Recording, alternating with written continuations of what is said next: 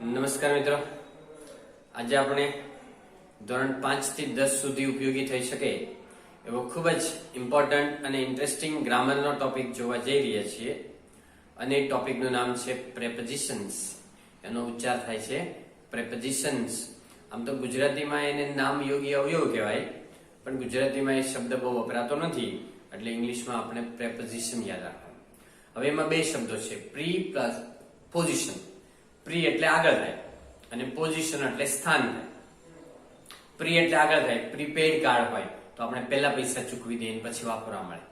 બરાબર. Pre primary school હોય તો પ્રાઇમરી પહેલા આવે, એને પ્રી પ્રાઇમરી સ્કૂલ કહેવાય. બરાબર. એ રીતે પ્રી મોન્સૂન એક્ટિવિટી એટલે ચોમાસા પહેલા રિપેરિંગ થાય તો એ પ્રી મોન્સૂન એક્ટિવિટી કહેવાય. બરાબર. પ્રી ટાસ્ક તમારી ટેક્સ્ટ બુકમાં આવશે. પ્રી ટાસ્ક એટલે મેઇન જે આપણું ભણવાનું લેસન હોય એની પહેલા આવશે તો એને પ્રી ટાસ્ક કહેવાય. અને પોસ્ટ એટલે પાછળ થાય. બરાબર. પ્રીપેડ કાર્ડ હોય એને પોસ્ટપેડ કાર્ડ કેમ હોય? તો પોસ્ટપેડ કાર્ડમાં શું હોય કે આપણી ઘરે બિલ આવે અને પછી આપણે એને ચૂકવીએ તો એને postpaid card. Post lunch session એટલે લંચ પછીનું સેશન હોય, પછીનો જે પ્રોગ્રામ હોય એને પોસ્ટ લંચ સેશન કહેવાય.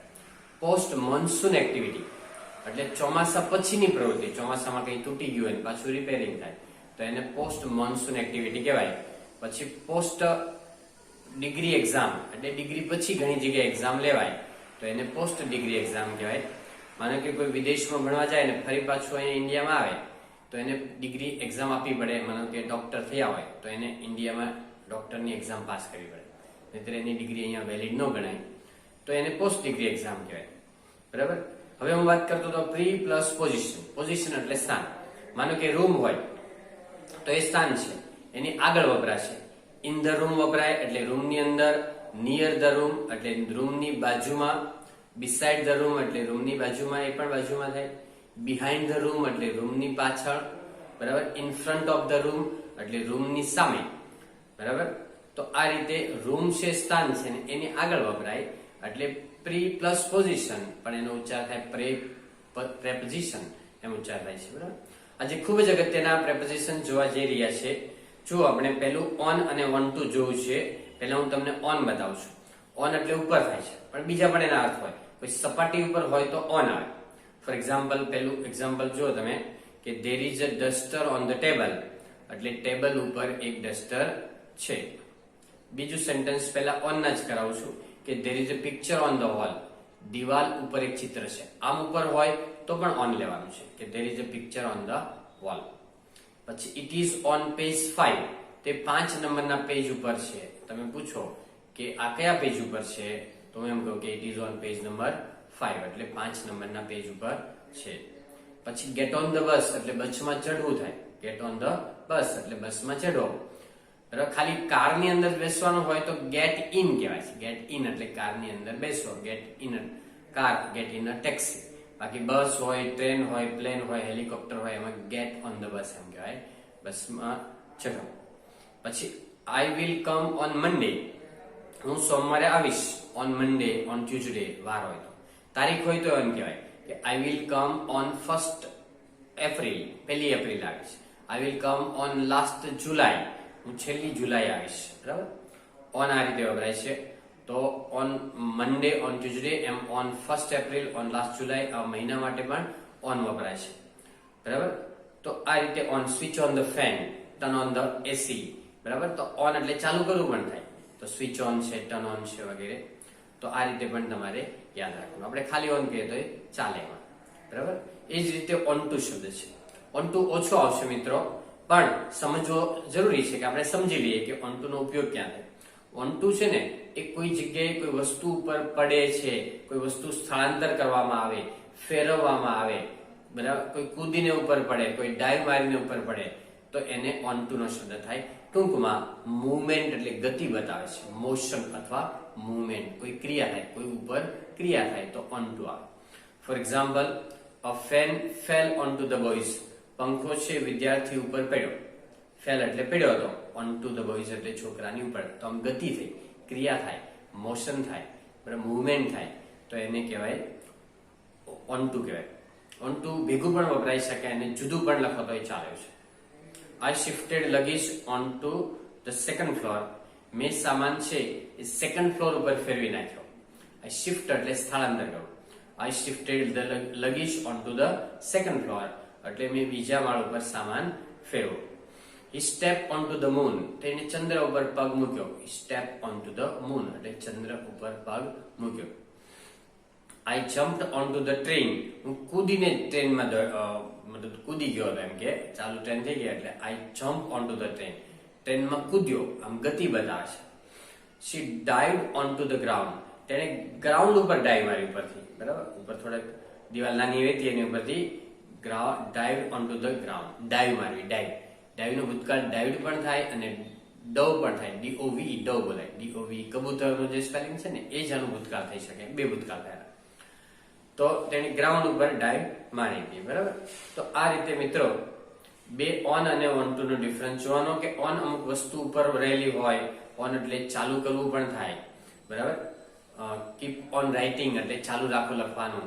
પછી ઓન છે કોઈ વસ્તુ આમ દિવાલ ઉપર વગેરે જગ્યા હોય તો ઓન આવે. ઓન સમય પણ બતાવે, ઓન મંડે, ઓન ટ્યુઝડે, બરાબર. તો આ રીતે ઓન વપરાય ને ઓન ટુ છે ને ક્રિયા બતાવે, ગતિ બતાવે છે, મોશન અથવા મુવમેન્ટ બતાવે છે.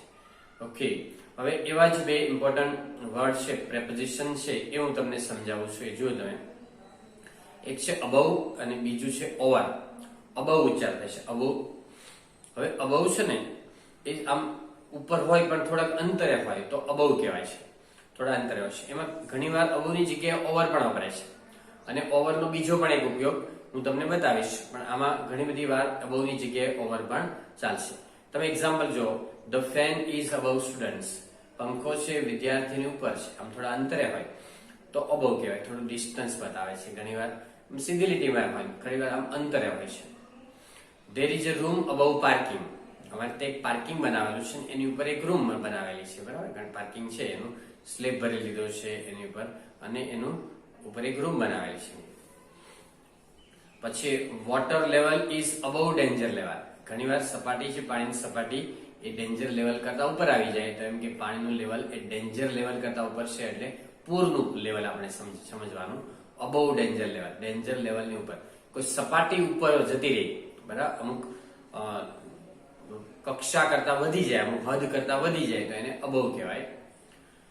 સ્ટુડન્ટ્સ અબવ 18 કાન્ટ એપ્લાય એટલે 18 વર્ષથી ઉપરના વિદ્યાર્થીઓ અરજી કરી શકે નહીં. નાના વિદ્યાર્થીઓ માટે કોઈ કોમ્પિટિશન કે કંઈ હોય તો એમ કે students above 18 can't apply. Apply એટલે અરજી કરવી. તો 18 વર્ષથી મોટી ઉંમરના વિદ્યાર્થીઓ છે એ અરજી કરી શકે નહીં. અમુક ઉંમર કરતા વધારે એટલે અબવ કહેવાય. My address is shown above. મારું એડ્રેસ ઉપર બતાવ્યું છે. આપણે કે લેટર લખતા હોય, એપ્લિકેશન એટલે અરજી લખતા હોય તો આપણે નીચે લખીએ છેલ્લે કે મારું એડ્રેસ ઉપર ખૂણામાં છે. આપણે પહેલા રાઈટ સાઈડના ખૂણામાં લખતા હોય છે. તો my address is shown above એટલે મારું એડ્રેસ ઉપર બતાવ્યું છે, બરાબર. હવે શરૂઆતમાં જે બે સેન્ટેન્સ હતા, પેલા બે, એની જગ્યાએ ઓવર પણ ચાલશે, યાદ રાખજો. The fan is over students અથવા there is a room over parking. પેલા બે વાક્યોની અંદર ઓવર પણ એબોવની જગ્યાએ ચાલશે, બરાબર. હવે આટલી સીધી રેખામાં હોય તો એબોવ અથવા ઓવર આવે. પણ બીજા બે ત્રણ વાક્યો જે કરાવ્યા, અમુક ડેન્જર લેવલની ઉપર હોય, અમુક ઉંમરની ઉપર હોય અથવા આપણે પેજની ઉપર હોય તો એમાં અબોવ લેવાનું ખાસ કરીને. પછી ઓવરનો શબ્દ બીજા ઉપયોગો પણ જો, કે એક્ઝામ્પલ તરીકે જો, the birds are flying over this garden. આ ગાર્ડન ઉપર પંખીઓ ઉડી રહ્યા છે. તો ઉપર જે આમ ઉડવાની ક્રિયા થાય અથવા તો ગતિ થાય ઉપર, બરાબર, લાંબા અંતરે, આમ કે અહીંથી ઘણા બધા દૂર જઈ રહ્યા હોય, હેલિકોપ્ટર ઉપર ઉડી રહ્યું હોય, વિમાન ઉડી રહ્યું હોય તો એમાં ઓવર વપરાશે ખાસ કરીને, બરાબર. પછી the thief jump over the wall એટલે ચોર છે દિવાલ કૂદીને ઉપરથી ગયો. દિવાલ ઉપરથી ચોર કૂદીને ગયો તો the thief jump over the wall, આમ ઓવર ઉપરથી ગયો. પછી there are clouds over the city. શહેર ઉપર વાદળ છવાયેલા છે. મોટા વિસ્તારમાં ઘેરાયેલું હોય, છવાયેલું હોય તો ઓવર કહેવાય, બરાબર. There are clouds over the city. Overcast એટલે વાદળ છાયું વાતાવરણ છે એમ કેવું હોય તો ધ એટમોસ્ફિયર ઇઝ ઓવરકાસ્ટ કહેવાય, બરાબર. પછી મીટિંગ ઇઝ ઓવર એટલે મીટિંગ પૂરી થઈ ગઈ છે. ટાઈમ ઇઝ અપ એમ કહેવાય. મીટિંગ ઇઝ ઓવર, મીટિંગ પૂરી થઈ ગઈ છે. પછી હી ઇઝ ઓવર 50 એટલે તે 50 વર્ષનો છે. ઓવર 50 એટલે 50 ની ઉપરનો છે. હી ઇઝ ઓવર 50 એટલે 50 વર્ષની વધારે એની ઉંમર છે. ઓવર એટલે ઉંમર એમ સમજવાનું તમારે. ઓકે, તો આ રીતે અબવ અને ઓવર અમુક જગ્યાએ એકબીજાને બદલે વાપરી શકાય, અમુક જગ્યાએ અલગ અલગ વાપરી શકાય છે. બરાબર. અને ખાસ કરીને ઉપર લાંબી અંતરે ફેલાયેલું હોય, પથરાયેલું હોય, ઓવરબ્રિજ આવે છે એમ, વાદળા છે એમ, તો ઓવર વાપરવાનું છે. અને સ્ટેબલ હોય તો એબવ વાપરશું આપણે, પણ એબવની જગ્યાએ એમાં ઓવર પણ અમુક જગ્યાએ વાપરી શકાય છે. ઓકે, એવા જ બે પ્રેપોઝિશન જો કે અપ અને અપોન, બંનેનો મિનિંગ ઉપર થાય. આમ તો આપણે 6 જોયા, એ 6 નો મિનિંગ ઉપર જ થાય છે, ઉપર ગુજરાતી ઉપર થાય છે, પણ યુઝ એટલે કે ઉપયોગ અલગ અલગ છે બધાનો. હવે અપ જો, અપ એટલે ઉપર, અપડાઉન કેમ થાય? અપડાઉન, ઉપર નીચે થાય. અને આમ આવજા કરીએ તો પણ અપડાઉન કે અપડાઉન, આવન જાવન કરીએ. જો એનો હું તમને સેન્ટેન્સ સાથે ઉપયોગ સમજાવું છું કે she jump up from the bench, તે બેન્ચ ઉપરથી ઉપર કૂદી હતી, ઉપર. બરાબર. એટલે ઉપર નીચે કઈ વધઘટ થાય તો એને અપડાઉન કહેવાય. Market goes up and down. પછી હી ટર્ન ધ વોલ્યુમ અપ, અવાજ વધારીએ તો ટર્ન ધ વોલ્યુમ અપ. બરાબર. ટર્ન ધ ફેન અપ એટલે ફેન ને વધારો, પંખો છે એની સ્પીડ વધારો, ટર્ન ધ ફેન અપ એમ. અથવા turn up the fan, turn down the fan તો પંખો ધીમો કરો, ટર્ન ડાઉન ધ ફેન. પછી પ્રાઇસીસ આર ગોઈંગ અપ એટલે કિંમત છે વધી રહ્યા છે, ભાવ વધી રહ્યા છે, તો પ્રાઇસીસ આર ગોઈંગ અપ કે અપ, ભાવ ઉપર જઈ રહ્યા છે. He pin the notice up on the wall, તેને દિવાલ ઉપર નોટિસ છે થોડી ઉપર પિનથી લગાડી દીધી. પિન એટલે પિનથી લગાડી દીધી notice. He pin the notice up on the wall, દિવાલ ઉપર એમણે નોટિસ થોડીક ઉપર લગાવી. અપ એટલે ઉપર, ઉપરના ભાગમાં, બરાબર, દિવાલમાં ઉપરના ભાગમાં. The river had dried up, નદી એકદમ સુકાઈ ગઈ છે. અપ એટલે એકદમ સમાન. જો ખાલી ધ રિવર હેઝ ડ્રાઈડ હોય તો નદી સુકાઈ ગઈ છે એટલું સમજવાનું, પણ રિવર હેઝ ડ્રાઈડ અપ એટલે નદી બિલકુલ સુકાઈ ગઈ છે, એટલે એબ્સોલ્યુટલી ડ્રાય, એકદમ સુકાઈ ગઈ છે. કમ્પ્લીટલી ડ્રાય એટલે એકદમ સુકાઈ ગઈ છે. તો અપ એટલે ઉપર થાય. બરાબર. He goes up and down, તે આવન જાવન કરે છે, તો he goes up and down કે અપ એન્ડ ડાઉન. એ રીતે અપોન છે. બરાબર. તો ઓન હતું ને, ઓન જેવું અપોન છે. આમ તો ઓન એના જેવું અપોન છે, ઓન ની જગ્યાએ અપોન વાપરી શકાય. Your success depends upon your decision, તમારી સફળતા છે તમારા નિર્ણય ઉપર આધારિત છે. નિર્ણય ઉપર અપોનની જગ્યાએ ઓન પણ ચાલે, યાદ રાખજો. ડોન્ટ રિલાય અપોન અધર્સ એટલે બીજાની ઉપર આધાર રાખશો નહીં.